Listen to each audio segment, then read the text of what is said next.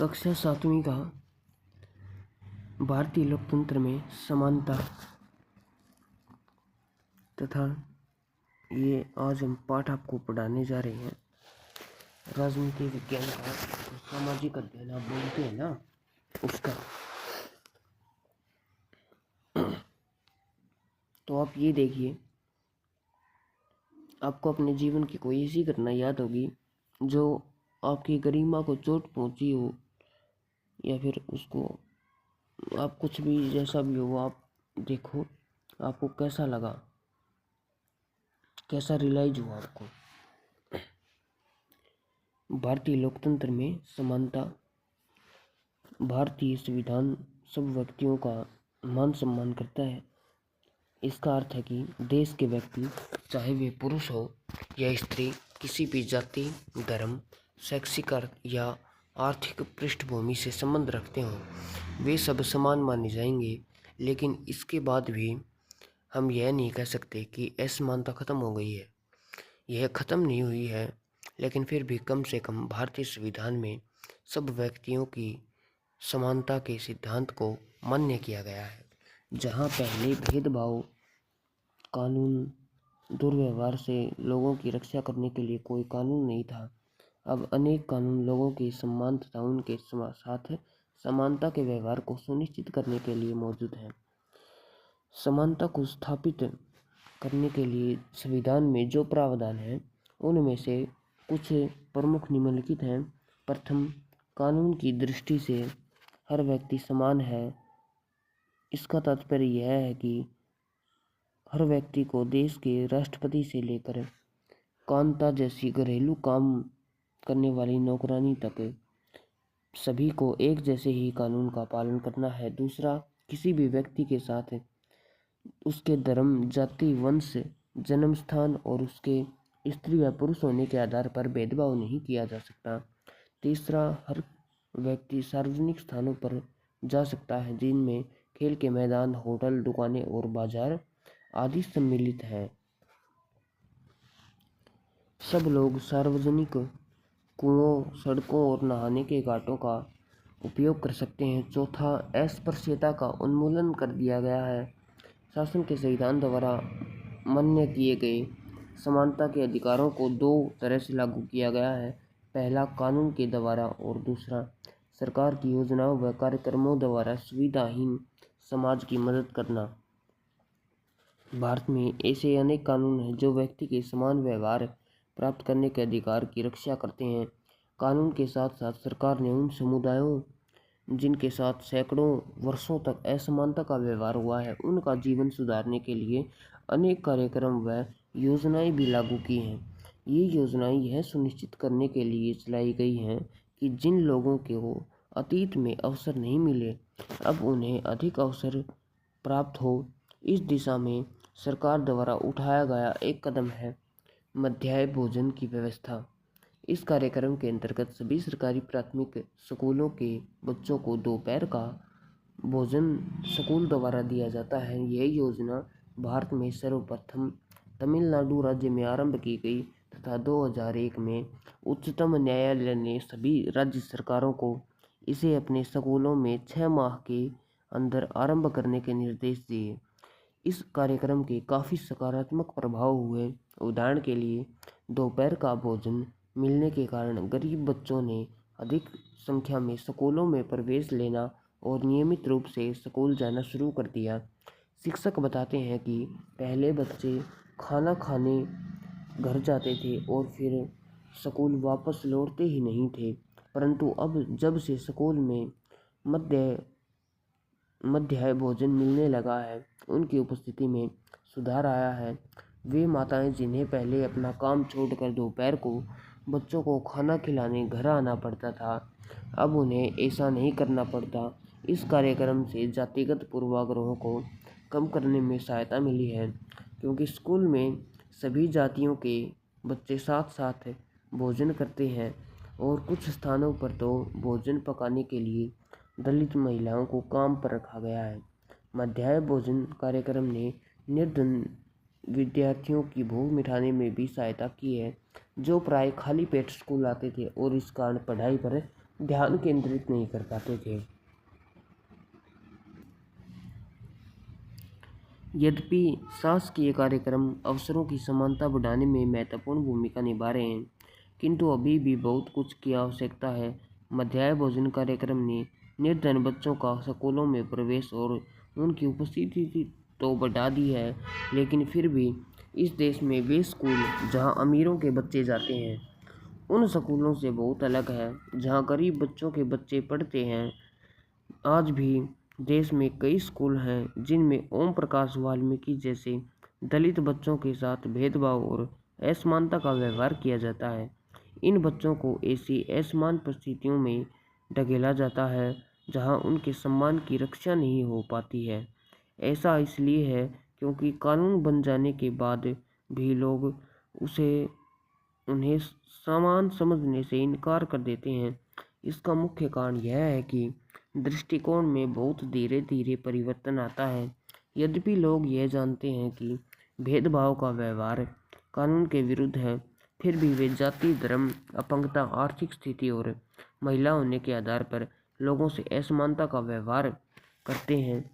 वर्तमान दृष्टिकोण को बदलना तभी संभव है जब लोग यह विश्वास करने लगें कि कोई कमतर नहीं है और हर व्यक्ति सम्मानजनक व्यवहार का अधिकारी है। प्रजातंत्रीय समाज में समानता स्थापित करना एक सतत संघर्ष है जिसमें व्यक्तियों और विभिन्न समाजों को सहयोग देना है। इस पुस्तक में आप इसके बारे में और भी अधिक पढ़ेंगे। सामाजिक और राजनीतिक विज्ञान। अन्य लोकतंत्रों में समानता के अनेक मुद्दे हैं। शायद आप सोच रहे होंगे कि भारतीय लोकतंत्र ही ऐसा है जहां असमानता का अस्तित्व है और जहां समानता के लिए संघर्ष जारी है। जहां असमानता का अस्तित्व है और जहां समानता के लिए संघर्ष जारी है, सच तो यह है कि संसार के अधिकांश लोकतंत्रीय देशों में समानता के मुद्दे पर विशेष रूप से संघर्ष हो रहे हैं।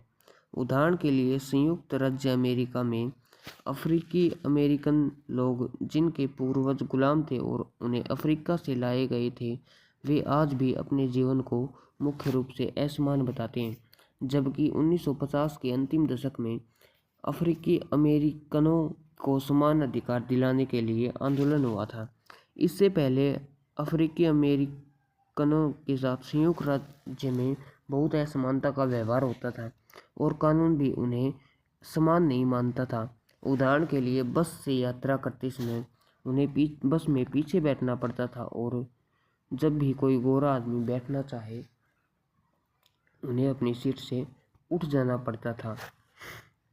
रोज पार्क्स एक अफ्रीकी अमेरिकन महिला थी। 1 दिसंबर 1995 को दिन भर काम करके थक जाने के बाद बस में उन्होंने अपनी सीट पर एक गोरे व्यक्ति को देने से मना कर दिया। उस दिन उनके इनकार करने से अफ्रीकी और अमेरिकनों के साथ असमानता को लेकर एक विशाल आंदोलन प्रारंभ हो गया जो नागरिक अधिकार आंदोलन सिविल राइट्स मूवमेंट कहलाया। 1964 के नागरिक अधिकार अधिनियम ने नस्ल, धर्म और राष्ट्रीय मूल के आधार पर भेदभाव को निषेध कर दिया। इनसे यह भी कहा गया कि अफ्रीकी अमेरिकन बच्चों के लिए सब स्कूलों के दरवाजे खोले जाएंगे और उन्हें उन अलग स्कूलों में नहीं जाना पड़ेगा जो विशेष रूप से केवल उन्हीं के लिए खोले गए हैं। इतना होने के बावजूद भी अधिकांश अफ्रीकी अमेरिकन गरीब हैं। अधिकतर अफ्रीकी अमेरिकन बच्चे केवल ऐसे सरकारी स्कूलों में प्रवेश लेने के ही सामर्थ्य रखते हैं जहां कम सुविधाएं हैं और कम योग्यता वाले शिक्षक हैं, जबकि गोरे विद्यार्थी निजी स्कूलों में जाते हैं और उन क्षेत्रों में रहते हैं जहां की सरकारी स्कूलों का स्तर निजी स्कूलों से जैसा ही ऊंचा है। तो इसके भारतीय संविधान के अनुच्छेद 15 का अंश दिखाया गया है।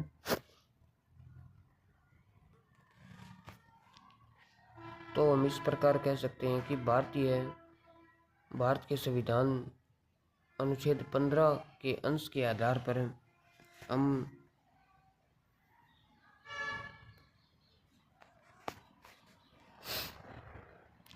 धर्म, मूल वंश, जाति, लिंग और जन्म स्थान के आधार पर विभेद का प्रतिरोध। राजनीति राज्य किसी नागरिक के विरुद्ध केवल धर्म, मूल वंश, जाति, लिंग आदि के समान जन्म स्थान या इनमें से किसी के आधार पर विभेद नहीं करेगा। कोई भी नागरिक धर्म, मूल वंश, जाति, लिंग, जन्म या इनमें से किसी के आधार पर दुकानों, सार्वजनिक भोजनालयों, होटलों और सार्वजनिक मनोरंजन के स्थानों में प्रवेश या पूर्णतः या भागत राज्य निधि से पोषित साधारण जनता के प्रयोग के लिए समर्पित कुओं, तालाबों, स्नान घाटों और सार्वजनिक समागम के स्थानों के उपयोग के संबंध में किसी भी निर्योग्यता, दायित्व, निर्बंधन या शर्त के अधीन नहीं होगा। लोकतंत्र की चुनौती दी गई है। किसी भी देश को पूरी तरह से लोकतंत्र नहीं कहा जा सकता।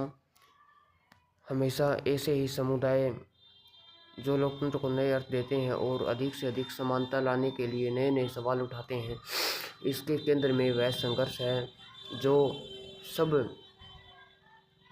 व्यक्तियों को समानता और सम्मान दिलाने का पक्षधर है।